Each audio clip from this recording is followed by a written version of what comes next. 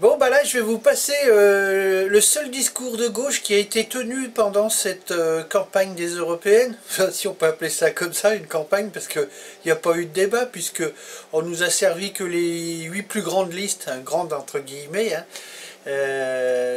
qui sont toutes d'accord pour faire la même chose au sein de l'Union européenne, donc il n'y a pas eu de débat.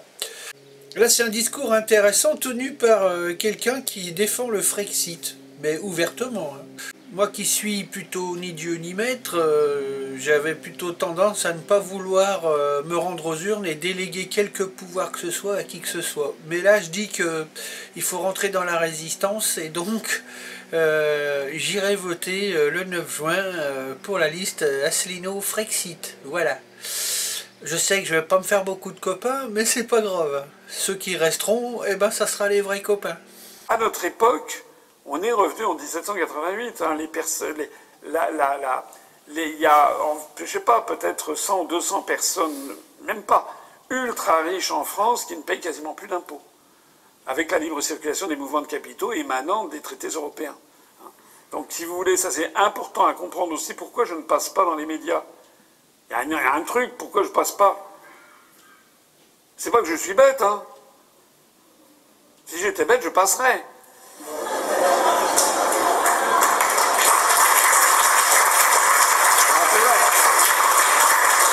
Si je faisais des Sandrine Rousseau à la chaîne, les gens ils diraient c'est formidable, on va l'inviter, ce connard. Il est en train de discréditer à lui tout seul l'idée du Frexit. Mais un journaliste célèbre un jour m'a dit, vous savez pourquoi on vous invite pas? Je dis non. Il m'avait dit, bon, on ne sait pas quoi vous répondre. C'est ça la vérité. Donc, les médias, si vous aviez, imaginez que vous soyez Bernard Arnault, tiens.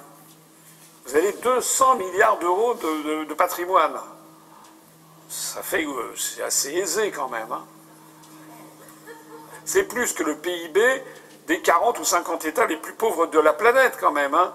La fortune de Bernard Arnault. Mais je parle de lui, je pourrais parler de Patrick Drahi, je pourrais parler de François Pinault, je pourrais parler de Martin Bouygues, je pourrais parler de Madame, comment elle s'appelle, Meyer Bettencourt, la fille de Madame Bettencourt. Vous savez qu'en France, on a 0,8% de la population mondiale, mais on a l'homme le plus riche du monde et la femme la plus riche du monde. Quand même, bon, bref. Si vous étiez à la place de ces personnes qui tirent leur argent, notamment de la libre circulation des mouvements de capitaux, ça permet de faire fabriquer des choses à l'autre bout du monde très bon marché, de les rapatrier en France, de faire des profits maximaux. Et une fois que vous faites des profits maximaux, vous les faites apparaître dans des pays du style le Luxembourg, des pays, des paradis fiscaux où il y a une fiscalité égale à zéro, et vous ne faites pas apparaître vos profits en France où la fiscalité est importante. Alors c'est vraiment tout bénef. Donc si vous voulez, si on a ces immenses fortunes qui sont apparues, qui posent à mon avis d'ailleurs un véritable problème, je ne suis pas contre les riches, hein. C'est normal qu'il y ait des gens qui soient plus riches que d'autres, des gens qui sont plus dynamiques. Je trouve ça bien normal. Mais il y a des limites. Voilà. Il y a un moment où, à partir duquel quelqu'un qui a 200 milliards d'euros de fortune peut faire ployer les gouvernements. Et là, c'est pas bien. Parce que là, ça veut dire qu'une volonté individuelle se substitue à la volonté générale. D'ailleurs, ce que je dis là, c'est, je suis désolé de les citer, mais Poutine, Xi Jinping, ils ont cassé les oligarques chez eux parce qu'ils estiment que le pouvoir du peuple doit primer sur les milliardaires. On n'en est pas là, ni en Europe, ni aux États-Unis. Donc nous, on a des personnes qui ont tellement d'argent, qu'est-ce qu'ils font? Mais ils n'ont pas envie de voir quelqu'un comme moi tuer la poule aux œufs d'or. Si la France sort de l'Union européenne et qu'on réintroduit des contrôles des mouvements de capitaux, tout ce qui a fait leur fortune s'effondre. C'est ça, ils seront obligés d'un seul coup, au lieu de payer. Vous savez que le taux moyen d'imposition des plus grosses fortunes de France est inférieur à 2%. Alors que les classes moyennes payent plein pot, le français lambda, j'allais dire, il paye souvent des taux d'imposition considérables.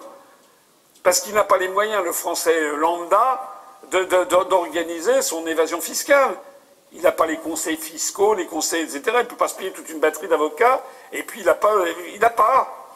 Donc on est piégé, les classes populaires et les classes moyennes sont piégées dans les États-nations.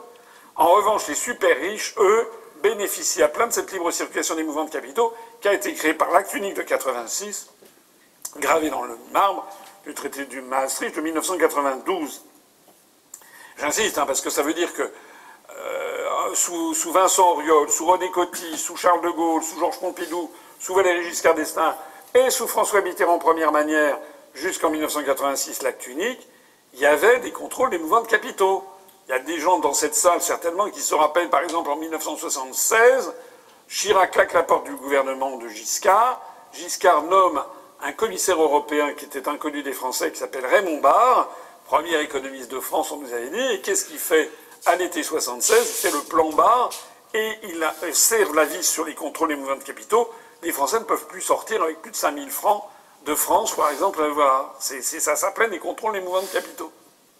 Et dans les pays qui réussissent dans le monde d'aujourd'hui, la Chine, le Vietnam, l'Inde, etc., ce sont des pays qui utilisent à plein les contrôles des mouvements de capitaux, qui autorisent ou qui refusent les entrées ou les sorties de flux de... Nous, sous l'idéologie du capitalisme financier ultralibéral, on s'est privé de ça. La conséquence, c'est l'explosion d'une toute petite minorité de quelques dizaines, voire quelques centaines de personnes qui ont des fortunes qui se chiffrent en milliards d'euros. Ce sera 1000 millions d'euros. Hein, et Bernard Arnault, c'est 200 000 millions d'euros, sa fortune. Est-ce qu'on se rend compte de ça? Et qui, évidemment, qu'est-ce que vous faites? Vous allez racheter des journaux, des télévisions, pour justement maintenir ce système. C'est aussi simple que ça. C'est clair comme de l'eau de roche, ce que je dis. Voilà. Lorsque M. Patrick Drahi, qui a son groupe Altis, qui ne se porte pas bien parce qu'il est hyper endetté, mais Patrick Drahi, il a décidé de vendre, enfin on a décidé pour lui, hein, les créanciers ont décidé qu'il fallait qu'ils vendent BFM et RMC. BFM, c'est un truc de dingue. BFM, dans toutes les villes, dans tous les cafés de France, c'est comme dans 1984, vous avez le truc, tout le monde est là devant BFM. Enfin, c'est un influenceur de l'opinion publique, démentiel d'ailleurs, au passage. Moi, personnellement, je trouve que ça devrait être interdit, qu'on ait une espèce comme ça de flux continu de fausses informations diffusées toute la journée, 24 heures sur 24, dans tous les restaurants, brasseries, cafés, etc., bars PMU de France et de Navarre. C'est un système fou, en fait, quand on y réfléchit. Évidemment, en vendant ça, vous avez vu ce qui s'est passé. Vous avez M. Macron et ses conseillers à l'Élysée qui ont regardé ça à la loupe.